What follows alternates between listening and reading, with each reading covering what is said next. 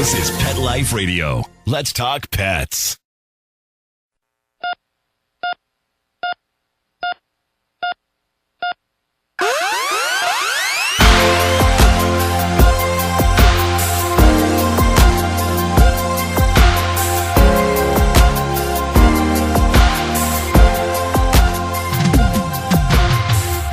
Welcome to ER Vet on Pet Life Radio.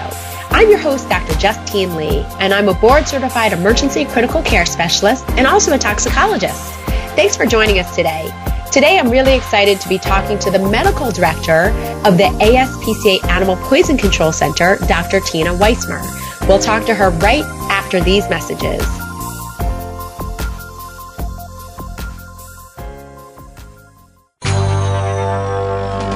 It's designerpetsweaters.com. Hand-knitted designer sweaters for your precious pup or cool cat. Beautiful couture patterns for your pets, including custom-knitted formal wear, casual wear, yachting, and even sports-themed. Many designer pet sweaters include feathered tammy hats, top hats, and a lot of sparkle. Each sweater includes leg loops, front paw sleeves, and leash opening. Visit designerpetsweaters.com to order your four-legged fashions today. Your pets will stay warm for the winter and be runway ready. Large or small, we fit them all. designerpetsweaters.com.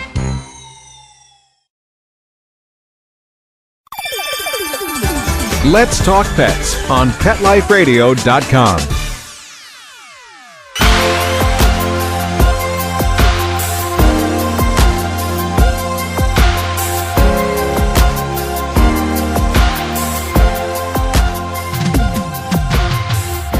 Welcome back to ER Vet. Super excited to have Dr. Tina Wismer on today. She's the medical director of the ASPCA Animal Poison Control Center, and she's also a board-certified veterinary toxicologist. Dr. Wismer, thank you so much for joining us today. Thank you for inviting me. So now that Halloween is coming up, and being that we Americans celebrate all our holidays with chocolate, I wanted to talk about how dog and cat owners can keep their dogs and cats safe during Halloween. Now, what are the 3 to 5 biggest calls that you get at the ASPCA Animal Poison Control Center around Halloween time that poisons our pets? So you're right. Halloween is the beginning of what we call chocolate season. So you have Halloween, Thanksgiving, Christmas, Valentine's Day, and Easter. So Halloween is all about the chocolate. So we certainly have dogs getting into chocolate. We also can have animals getting into things like xylitol, which is one of our sugar substitutes, which is good for us, but very poisonous to animals. Now, when it comes to chocolate poisoning, I know that when I work in the emergency room, a lot of pet owners will bring in their dog when they eat one small chocolate chip cookie or one small mini-size Halloween candy bar. What do you educate owners about in terms of the amount of chocolate or the type of chocolate? When should they call the ASPCA, their emergency vet, or when should they go into the emergency clinic? Yeah, we've done a great job letting people know that chocolate is poisonous to dogs. But unfortunately, we haven't done a great job telling them how much is an issue. So with chocolate, it all depends upon how dark it is. Milk chocolate is only about, a third as toxic as dark chocolate. And white chocolate, it's not really chocolate. It's cocoa butter and sugar. It tastes good, but really it's not a poisonous issue for your pets. So for a 20-pound dog, it's going to take almost 9 ounces of milk chocolate to cause seizures, but only about 3 ounces of dark chocolate and only 1.5 ounces of baker's chocolate. So in terms of white chocolate, I always joke it tastes terrible and there's barely any theobromine in there. Can you tell us a little bit about theobromine? What clinical signs do we see when dogs get into it? And when does it become a dangerous emergency room visit? So theobromine is a stimulant that's found in chocolate. And the darker the chocolate, the more theobromine that's in there. And when an animal eats it, it may cause stomach upset, maybe some diarrhea. But as we get into larger amounts, we tend to see animals becoming more agitated. Their heart rate goes up. We can see muscle tremors and even seizures. But truly, it all depends upon the amount that they get into. What about cats? Do you ever see chocolate poisoning with cats? So it is theoretically possible for cats to develop chocolate toxicity. However, cats don't have that sweet tooth like dogs do. They don't really have sweet taste buds, so they're not big chocolate eaters. When is it important to go to the vet? In other words, can I just induce vomiting in my dog at home? Is there any advice you can give in terms of when we make that decision, either with your veterinarian or with the advice when you call the ASPCA, of when to induce vomiting at home when your dog got into chocolate? So certainly giving your vet a call or giving us a call is important, because we're going to ask you questions like, how much does your animal weigh? How much and what type of chocolate did we get into? How long ago? And does your animal have any medical problems, or is it having any problems from the chocolate?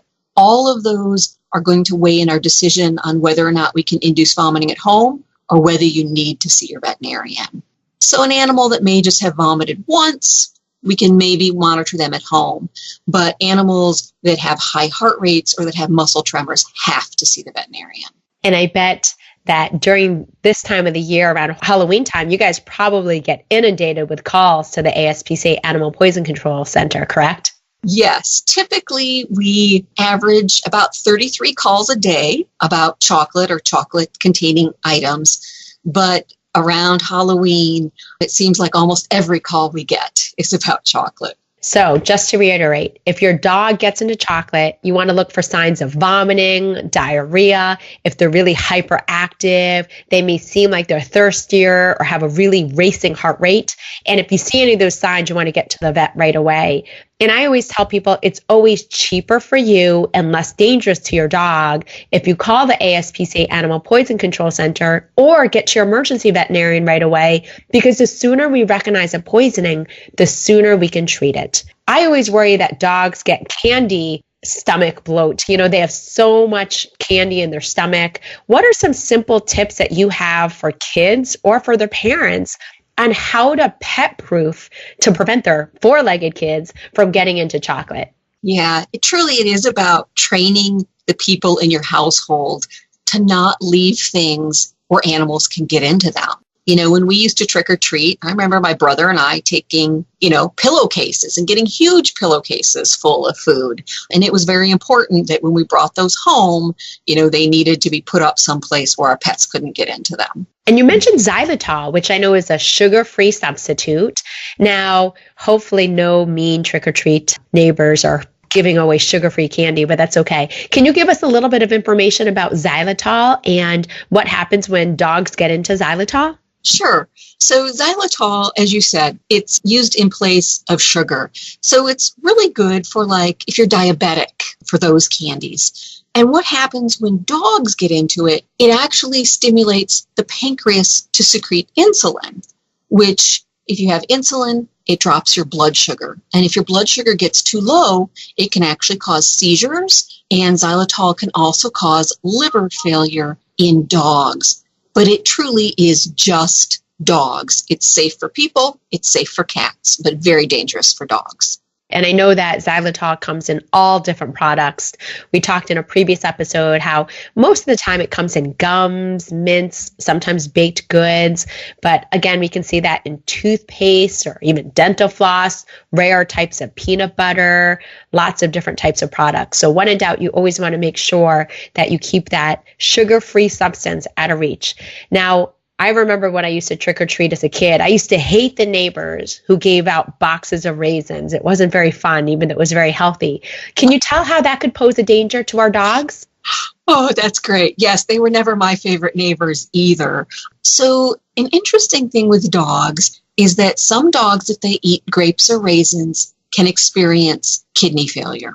So unfortunately, we don't know which dogs are going to have an issue and which ones aren't, but it can be deadly in some of our pets. The first thing we see with animals that get into grapes and raisins typically is vomiting. So if your animal has eaten any raisins or, even some desserts that are made with raisins and they're starting to vomit, you need to call your veterinarian and take your animal in immediately. Right. So again, grapes, raisins, definitely poisonous to dogs. We definitely worry if they get into it because it can cause that acute kidney injury. So when in doubt, neighbors, don't give away boxes of raisins. We want chocolate and candy instead.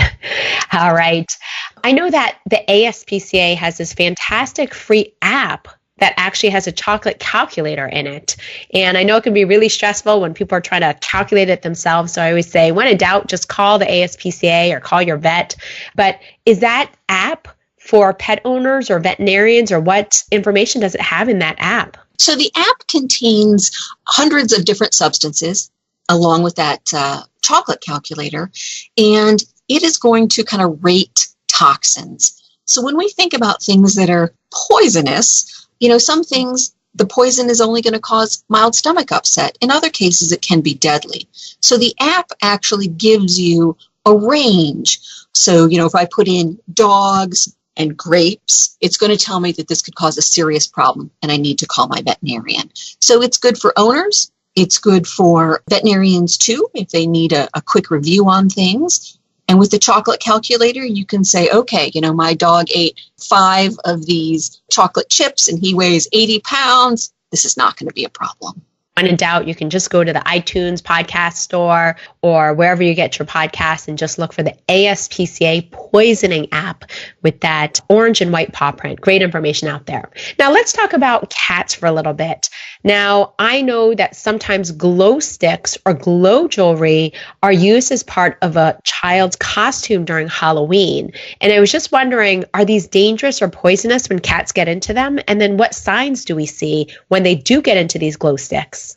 Cats love glow sticks and glow jewelry.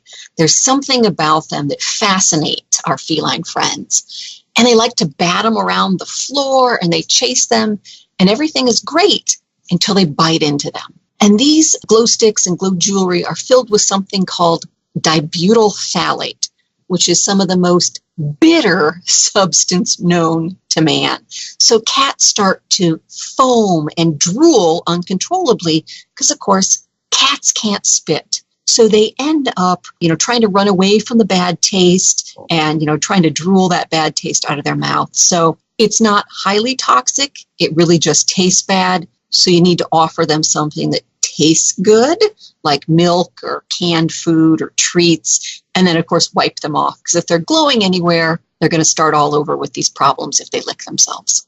All right. Big, scary chemical name, but thankfully not too dangerous, just super bad tasting. So again, flush out their mouth, give them something tasty like chicken broth or milk, and again, turn off the lights and see if they glow. So when in doubt, keep those glow sticks away. For some reason, cats love chewing into those things. All right, we're going to take a short commercial break and we'll continue with more information on how we can protect our dogs and cats from Halloween pet dangers right after these messages from our sponsors.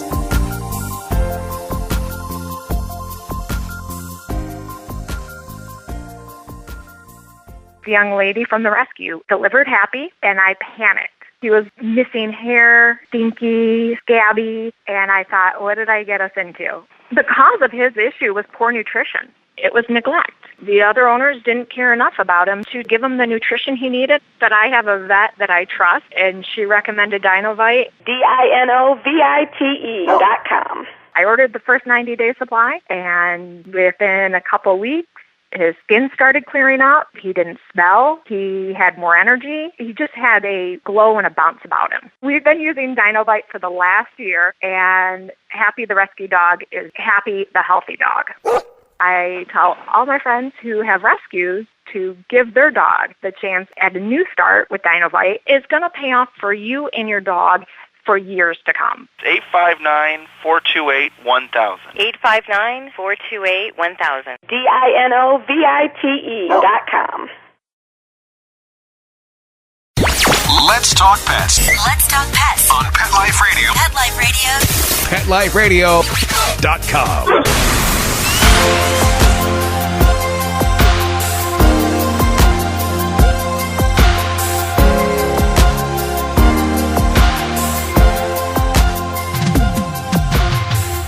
We're back. Welcome back to ER Vet, where we're speaking with Dr. Tina Wismer, who's the medical director at the ASPCA Animal Poison Control Center. And so far, we've learned about the dangers of chocolate, xylitol, that sugar-free substance with sugar-free candy, things like raisins that people often include, which can pose an acute kidney injury risk to our dogs, and even things like glow sticks or glow jewelry that cats like to get into. Now, I know there's a couple of other dangers I wanted to ask you about. A lot of people will have pumpkins and they'll put candles in them, or they'll put, spooky candles around the house. What do people need to know about keeping their dog and cat safe from those candles? We know cats are so curious.